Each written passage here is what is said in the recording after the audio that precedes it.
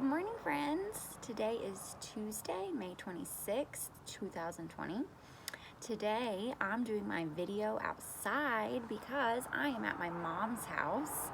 I came to Wilmington this weekend and went to the beach yesterday with my mom and my dad and my brother. So, I'm still here and I'm coming home later on today. This Timmy also has pink hair.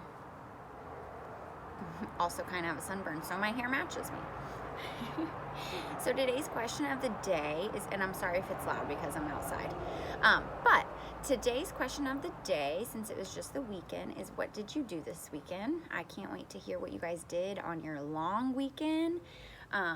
Hopefully you got to do something fun, and yeah, so we're also going to start the year of Billy Miller today. So I'm going to read one chapter today, and then I'll put a question on the Go Formative again. So the year of Billy Miller, and that's him right there. This one doesn't have as many pictures, but when there are, I'll show you. And it's by Kevin Henkes.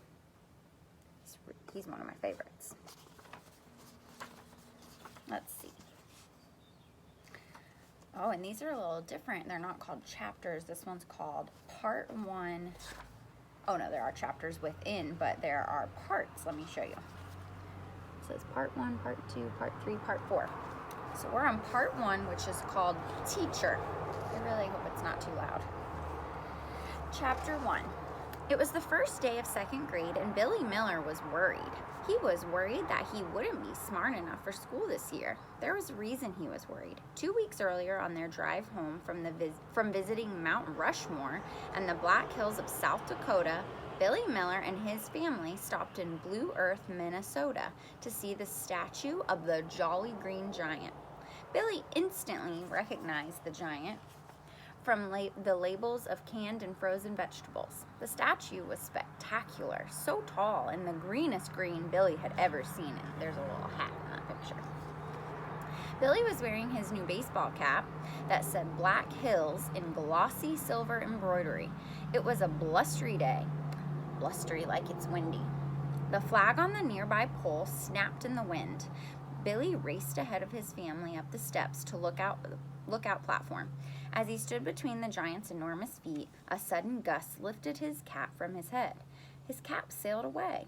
Without thinking, Billy stepped into the middle rung of the guardrail, leaned over, and reached out as far as he could. He fell to the pavement below. The next thing Billy remembered was waking up in a hospital. His parents, whom he called Mama and Papa, were with him, as was his 3-year-old sister Sally. Some of you guys have a younger sibling, whom everyone called Sal. After tests were done, the doctor proclaimed Billy miraculously unharmed, except for a lump on his head. You fell exactly the right way to protect yourself, the doctor told him. You're a lucky young man. And Papa got your hat back, said Sal. When they returned home, Billy proudly showed his lump and his cap to his best friend Ned. He called his grandmother on the phone and told her about the incident. Everything seemed all right until a few nights later, when Billy overheard his parents talking in the kitchen. I'm worried about him, said Mama. He's fine, said Papa. Everyone said he's fine, and he seems fine. He is fine.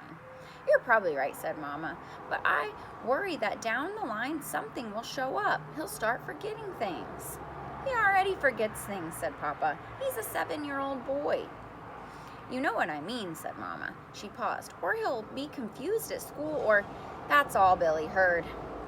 He snuck up his room and closed the door, and that's when he started to worry. Billy didn't tell anyone that he was worried. Sometimes he didn't know how to say what he was thinking.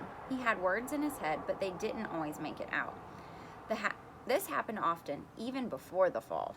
Happy first day of school, said Mama. Happy first day of school, said Papa. Billy had noticed long ago that one of his parents often repeated what the other said.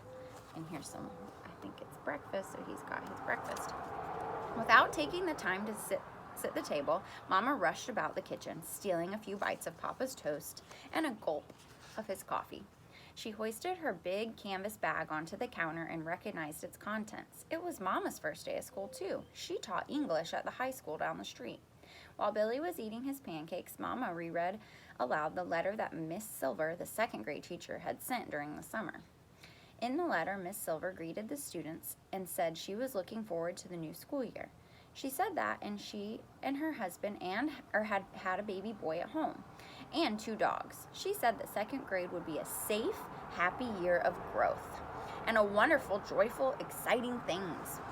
Billy stopped chewing when he heard the word challenge. He put down his fork and touched the lump on his head. He didn't want a challenge. Papa continued, Miss Silver says you'll be studying colors and habitats and the world of names.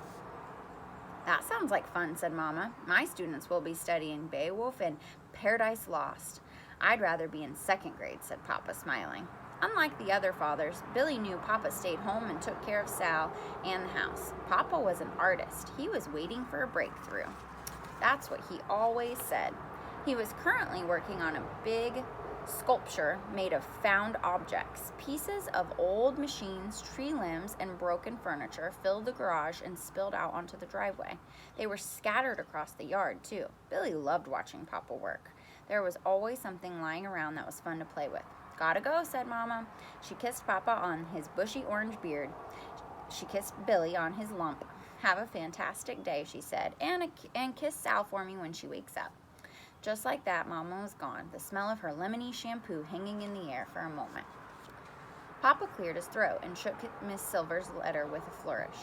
Billy could tell he was trying to be funny. In a deep, rumbly voice, he said, This utterly fascinating letter concludes by stating that currently this, in fact, according to Chinese, the year of the rabbit. We learned about that when we did Chinese New Year. Papa used his regular voice again. That's pretty great, don't you think? The year of the rabbit? Billy shrugged. Normally this would have interested him, but he was preoccupied. Maybe you'll have carrots for snack every day, said Papa. Silence. Papa, said Billy. But Papa, will I be smart enough for second grade? Of course you will, said Papa. He was looking right at Billy, directly in his eyes. Billy glanced down at what was left of his pancakes. With his thick, work-gnarled finger, Papa lifted Billy's chin. Their eyes met and held. Miss Silver and the great nation of China might think that this is the year of the rabbit, said Papa, but I know, and I know everything, that this is the year of Billy Miller. Billy smiled. He couldn't not. He repeated Papa's words in his head.